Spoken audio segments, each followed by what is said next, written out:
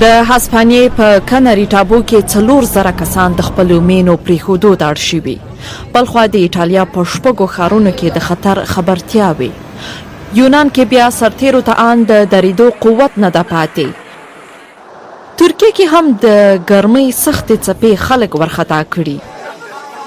د مدیترانې سمندر پاتې برخې د تودوخې څپې سره لاس او ګریوان دي. وینستالا هم سیلانیان ورځي خو د تودوخې سختې او دوامدارې څپې زغمي. ګرمه هوا موږ ته ډیر تاوان رسوي ځکه چې په دې کوچنیو کښتیو کې د هوا تودوخه 500 درجو ته رسیږي. موږ له وړاندې اندازه کړې.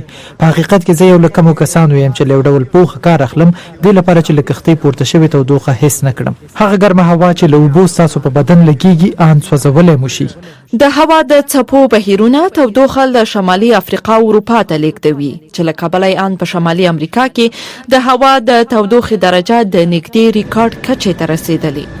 د کاناډا په ځینو برخو کې خو ځنګلي زورونه له میاشتو بل دي.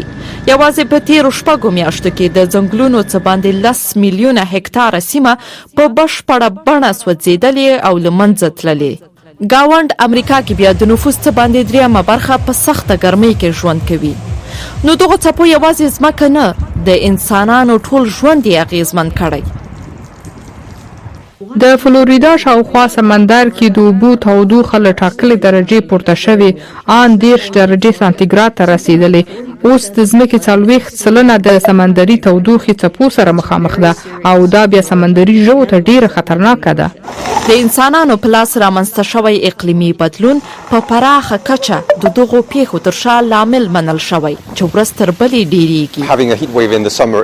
په دوبي کې د تودوخې څپې تجربه کول کمسارې ده خو هغه څه چې په رښتیا هم غیر عادي دي هغه د نړۍ لرو بر کې د دغو پیښو ټولګه ده چې په یو وخت کې پیښیږي. موږ وینو د تودوخې بنسټیزه درجه په لوړېدو ده او همدا لامل کیږي چې د تودوخې دغه ډول سختې څپې لا ډېرې شي.